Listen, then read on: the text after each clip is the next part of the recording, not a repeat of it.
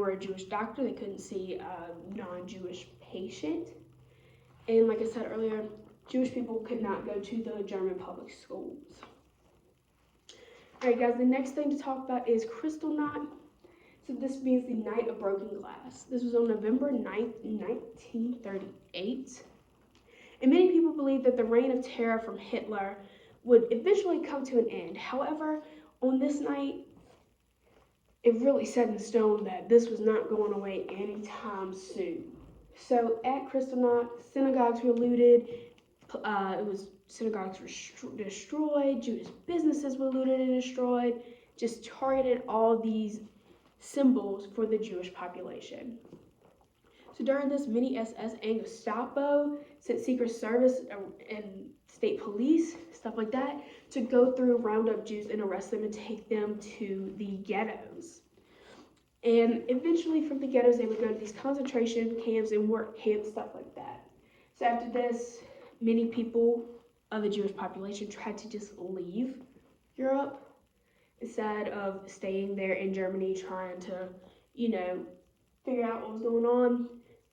Instead, they're trying just to get out completely so they will be able to get away from this persecution. So, as Germany expanded and invaded into other neighboring countries, the population of Jews in their control increased. So, Germany's going to go into Poland on September 1st, 1939.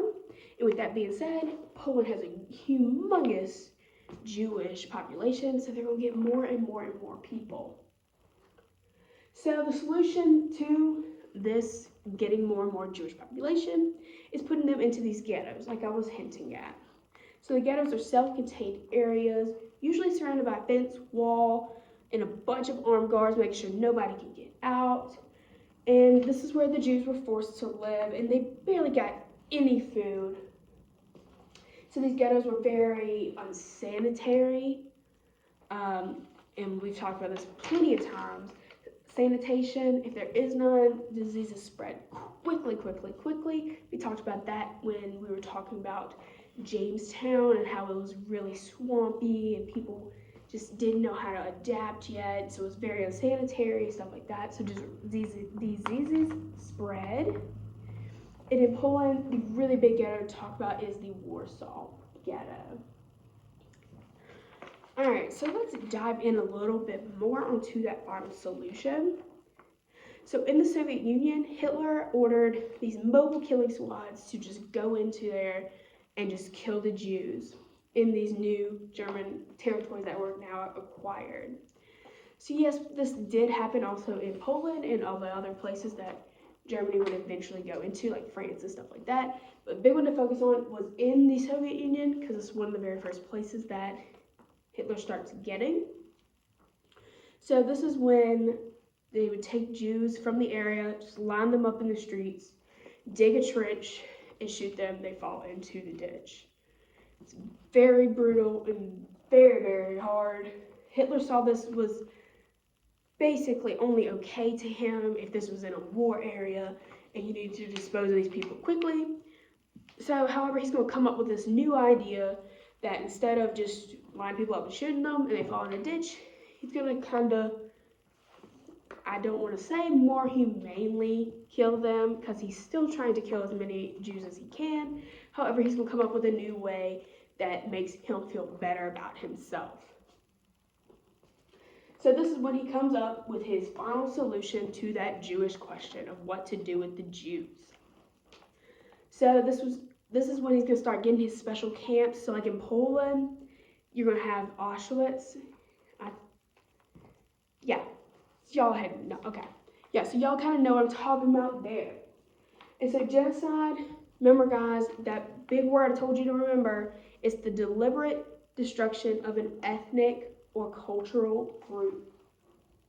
And our ethnic and cultural group is our Jewish population, right? And the Slavs and the Poles, stuff like that. Good. So just one last thing to talk about is to talk about those actual death camps. Talk about that a little bit. You guys can do some reading. I have a couple handouts and you can do that as well to kind of deepen your understanding. So Nazis chose poison gas as the most effective way to kill mass people at a time. And that pesticide and that gas that they used in the gas chambers was called Zyklon B. So the gas chambers were disguised as shower rooms. So the Jews would just come in, take their clothes off, think they're going to take a shower, everything's cool, they come out on the other side. However, once they go into these disguised shower rooms, you can kind of maybe picture it in here, because we do have the pipes rolling around everywhere. You'd have sprinkler heads and stuff like that, thinking, you're in there to wash off, shower, go on about your business. However, they would get locked in, the gas would come in, and brutally die.